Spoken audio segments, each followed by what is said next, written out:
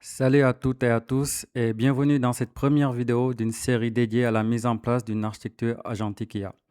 Dans cette série, je vais vous accompagner de la définition même d'une architecture agentique jusqu'à son implémentation concrète sur Azure, en vous partageant ma démarche d'architecte étape par étape.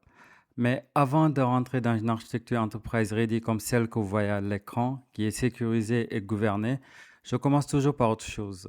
Je commence par l'architecture la plus simple possible, une architecture publique, simple et volontairement moins sécurisée, dont l'objectif est avant tout de tester la faisabilité de l'idée. Mon premier objectif n'est pas la conformité. Mon premier objectif est très simple, prouver que ça marche de bout en bout. Si je ne suis pas capable de faire un Hello World qui répond dans Teams, aucune architecture d'entreprise ne me sauvera. Voilà donc l'architecture avec laquelle je commence volontairement. Elle est publique, simple, assumée et surtout rapide à mettre en place. Je vais maintenant la parcourir plutôt de gauche à droite. Côté l'utilisateur, l'utilisateur interagit avec l'agent depuis Microsoft Teams ou M365 Copilot. Ici, on vient retrouver naturellement l'utilisateur dans son environnement de travail naturel.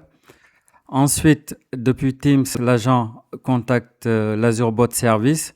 Ce dernier reçoit le message, il le transmet. Il ne raisonne pas, il ne prend aucune décision. C'est uniquement le point d'entrée conversationnel. Ensuite, il transmet le message à notre proxy agent ou à notre agent. Tout dépend de comment l'implémentation est faite. Donc ici, on a un app service multi-tenant public. On n'a pas de VNet, pas de private endpoint, juste quelque chose qui est facile à mettre en place et rapide à faire évoluer pour la suite.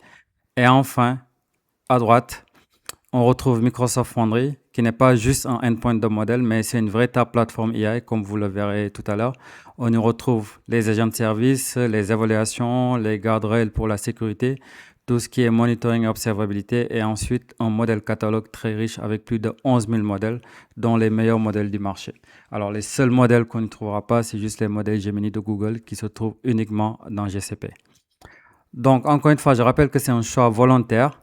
Je sais très bien ce que je ne dispose pas d'ici. Je n'ai pas d'isolation réseau, pas de contrôle des flux sortants, pas de gouvernance entreprise. Mais ce n'est pas un oubli, encore une fois.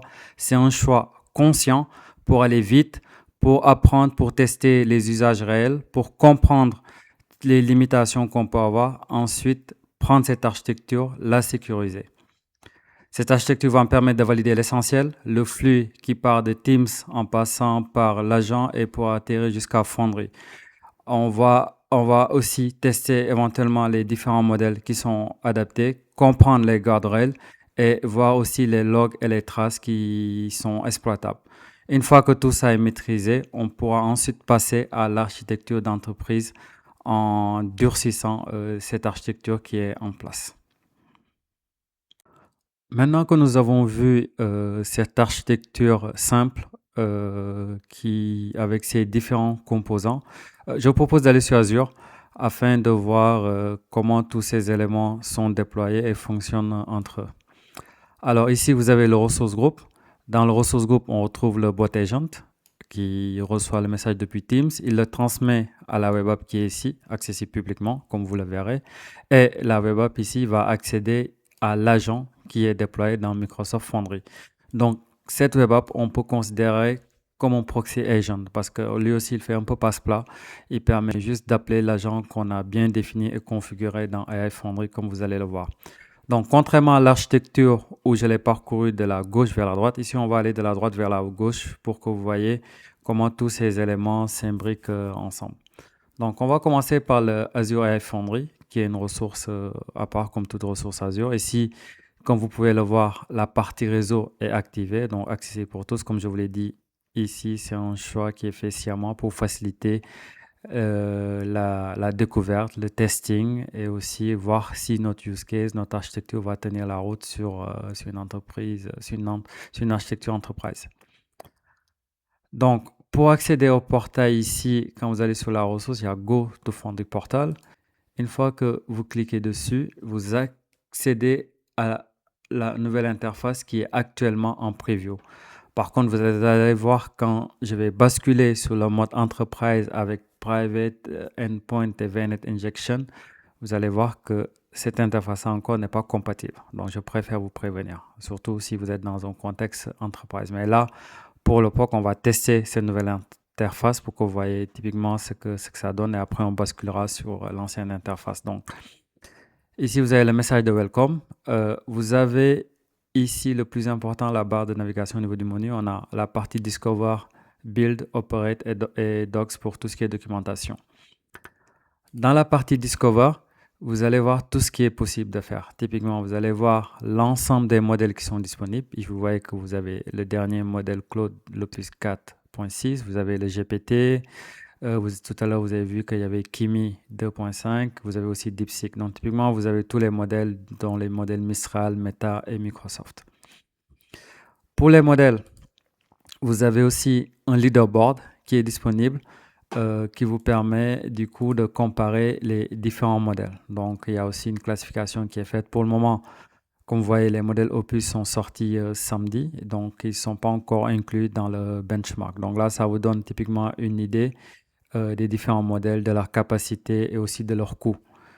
Ensuite, vous avez tout un catalogue d'outils. Là, vous en avez 1482, donc vous avez un catalogue d'outils très riche donc pour s'interfacer avec toutes les ressources Azure, que ce soit du Cosmos, du Azure Databricks, etc., mais aussi du MongoDB. Donc voilà, ça, vous pouvez le parcourir, il faut voir l'ensemble des tools qui sont disponibles. Et pour nous éviter de repartir toujours de zéro, ils nous ont mis, il y a des templates, des solutions de templates qui sont disponibles avec l'architecture détaillée et l'infrastructure code pour le déployer. Et vous avez toujours le code qui est disponible sur GitHub si vous pouvez y accéder. C'est aussi un parfait moyen pour apprendre, pour comprendre comment interagir avec ces différentes ressources générées sur Azure. Donc ça, c'est toute la partie Discover, découverte. En gros, c'est une vue globale sur ce qu'on peut faire. Et là, on rentre dans le vif du sujet, on a la partie build. Dans la partie build, où on a les différentes fonctionnalités de build, d'implémentation. Donc, on a la partie agentique ici. Et j'ai déjà configuré mon agent qui est là, qui s'appelle Agent Internet Access. Pour créer un agent, c'est très simple. Vous avez le bouton Create Agent. Vous lui donnez un nom. Et une fois que vous lui donnez un nom, vous pouvez lui donner un ensemble de modèles. C'est l'ensemble des modèles que vous avez déjà déployés. Donc, vous pouvez choisir là-dessus. Donc, je vais juste revenir sur mon agent Internet Access qui est là. Donc, ça, c'est un agent auquel j'ai rajouté un outil. Un outil très important, c'est le Web Search. Donc, parce que là, j'ai choisi le modèle 4.1. Ce qu'il faut savoir, c'est que, comme vous le savez tous, les modèles ont une date d'entraînement. À partir de cette date d'entraînement, ils n'ont plus aucune information de ce qui s'est passé après. Donc, typiquement, s'ils ont une date d'entraînement de juillet 2025, ils ne pourront pas répondre à une question qui est relative après juillet 2025. Donc, un exemple tout simple, si je demande qui a gagné la CAN 2025, si je demande ça au modèle de base brut 4.1, il ne pourra pas répondre. Mais le fait d'avoir cet outil Web Search, le modèle va se rendre compte qu'il n'a pas cette information dans sa base de données, il va utiliser l'outil pour aller chercher sur Internet. Donc ça, c'est typiquement le mode agentique qui est en place. Un agent, c'est le modèle qui va permettre de raisonner. Lui, les outils mis à disposition pour prendre des actions, des décisions. Et ensuite, la mémoire, on a la mémoire courte et aussi la mémoire longue, qui est la partie knowledge ici.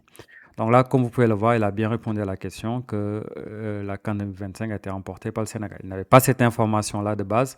On va prendre une information beaucoup plus récente. Qui a gagné le Super Bowl cette année?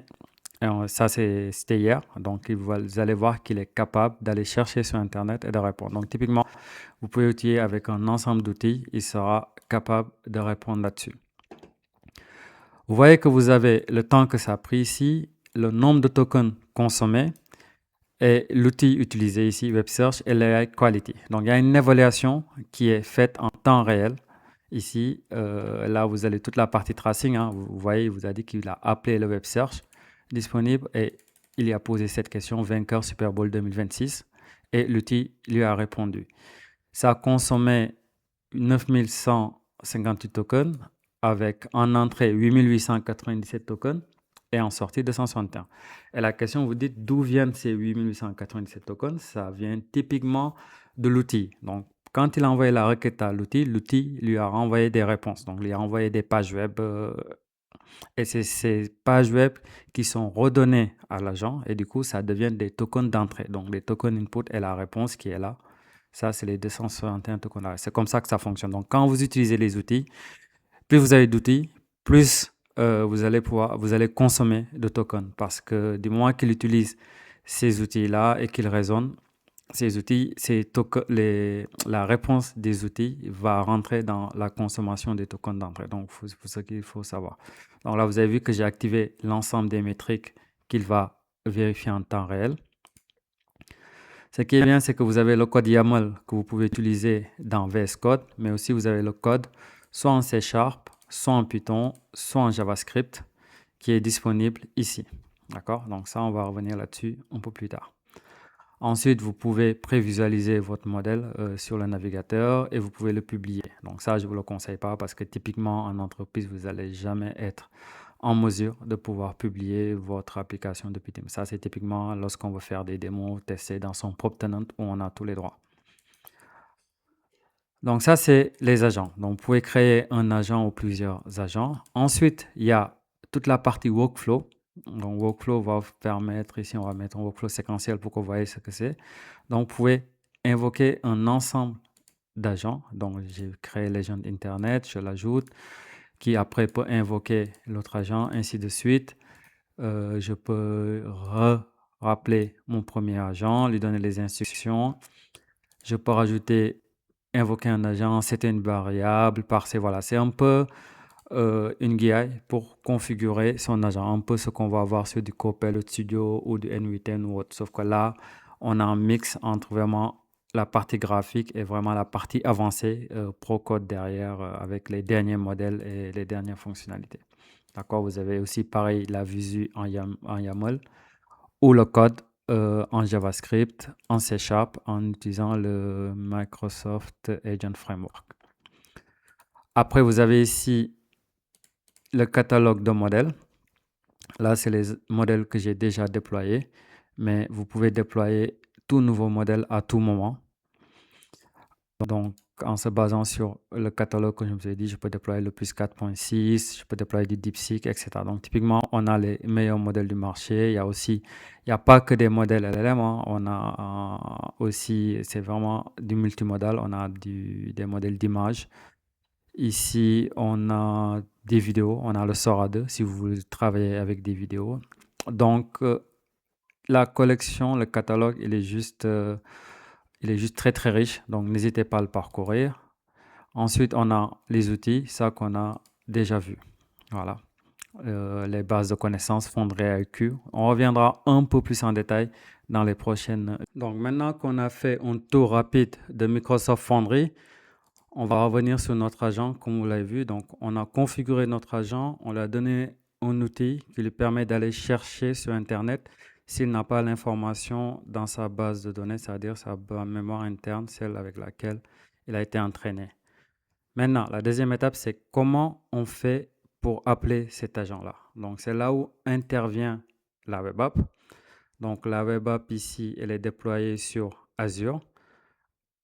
Par contre, c'est du code C# que j'ai utilisé pour le déployer ici. Et ce code C#, vous pouvez le voir ici, il est très très simple, hein. J'utilise mes endpoints, mon project endpoint est le nom de mon agent. J'instancie mon AI Project Client. J'utilise ici le default Azure Credential. Donc, j'utilise ce qu'on appelle des managed identités, les identités gérées par Azure. Donc, si vous ne l'utilisez pas encore, allez-y, il faut en abuser. Ça vous permet d'avoir des secrets quand vous utilisez des app registration, parce que quand vous avez des secrets, il y a tout ce qui est problème de leakage, tout ce qui est rotation qui est en place, donc ça devient très très complexe. Donc, par contre, quand vous utilisez les managed identities, ça utilise votre identité personnelle. Là, dans mon environnement de développement, ça va utiliser mon identité. Sur Azure, ça va utiliser l'identité de la web app et les droits qui sont assignés à la web app. Donc ça, typiquement, il faut en profiter. Donc, il y a le default, il y a le Azure Click Credential, il y a le Manage Identity Credential là-dessus. Ensuite, je récupère mon agent qui est là et je lui envoie ma requête et il me répond. Donc, typiquement, si je reviens ici, je l'ai lancé, je peux le tester. Donc, si je le dis, puis je pose la question qui a gagné le Super Bowl. Vous allez voir, c'est le même agent qui va me répondre là-dessus. Ici, on va voir en local, vous avez vu qu'il a récupéré l'agent. Donc, le temps qu'il réponde, environ 5, 6, 8 secondes. Et une fois qu'il va répondre, je devrais avoir la réponse qui s'affiche ici, qui me dit bien, c'est les Seattle Seahawks qui ont remporté le Super Bowl. Donc là, comme vous pouvez le voir, en local, avec le SDK M365 SDK, je suis capable de tester comme si j'avais mon chatbot sur Teams, etc. Donc, une fois que j'ai fait ça, j'ai déployé sur Azure. Tout simplement. Encore une fois, je suis en train de tester. Depuis mon Visual Studio, je peux faire un... Il faut que j'arrête mon débogage. Quand on clique sur le projet, il y a une fonctionnalité ici qui s'appelle Publish. Et là, je configure toutes les informations de ma souscription, ce qui va me permettre de publier sur Azure. Donc, quand je publie, ça vient sur cette web app là. Donc là, vous voyez cette web app du coup qui contient le code, c'est du .NET 10, etc. Donc là, j'ai le code de ma web app qui appelle mon Microsoft Foundry. D'accord? Et ensuite, c'est là où rentre en compte le bot agent. Donc le bot agent, il va taper sur le endpoint de la web app. Vous voyez, ça c'est bien l'URL de la web app. Et ça, c'est API message, c'est fourni par le SDK. Vous pouvez le configurer comme vous le souhaitez. D'accord? Vous voyez bien l'URL, c'est bien celle-ci. Donc ici, pareil, on a aussi un client pour tester, pour voir si tout fonctionne bien. Donc j'attends qu'il se charge. Je le dis, la question qui a gagné le Super Bowl. Et là, pareil, même chose, il va passer par la web app qui va appeler le Microsoft Foundry, qui va appeler du coup notre agent qui est là, qui va lui répondre. Et comme vous pouvez le voir ici dans les traces, vous allez avoir toutes les discussions, toutes les conversations de l'agent et vous pourrez du coup les parcourir pour avoir encore une fois la même fonctionnalité de tracing, d'observabilité des réponses. Pareil, ici, on voit bien les agents qui sont appelés, qui a gagné le Super Bowl, etc. Donc là, il m'a répondu pareil, de la même manière. Donc voilà, donc là vous avez vu typiquement que là je suis bien placé pour dire que l'architecture simple marche assez rapidement. Voilà, on permet de parcourir toute la chaîne depuis le bot service, l'app service et le Microsoft Foundry. Donc dans la prochaine vidéo, je vais vous montrer comment publier ça sur Teams. Voilà, de publier comme ça, on parcourt la chaîne complète. Si je reviens au niveau de l'architecture, il va me manquer cette partie-là. Donc là, on a fait le bot service, le proxy agent et la partie Microsoft Foundry. Ensuite, on va publier sur Teams pour pouvoir valider cette architecture que j'appelle full public POC. Et une fois qu'elle est validée, on va switcher sur la vraie architecture enterprise avec la mise en place d'une application gateway pour protéger ces URL-là de web app qui doivent pas être publics mais privés. Mais pareil, un Microsoft Foundry qui est privé et injecté dans un subnet et qui va être accessible que dans le réseau. Voilà, donc j'espère que cette première vidéo vous a bien plu et rendez-vous à très bientôt, je dirais, pour la prochaine. N'hésitez pas à commenter, à faire vos remarques, aussi à donner vos feedbacks. Si vous faites autrement en entreprise, je serai tout autant intéressé de voir quelle est votre approche. Merci.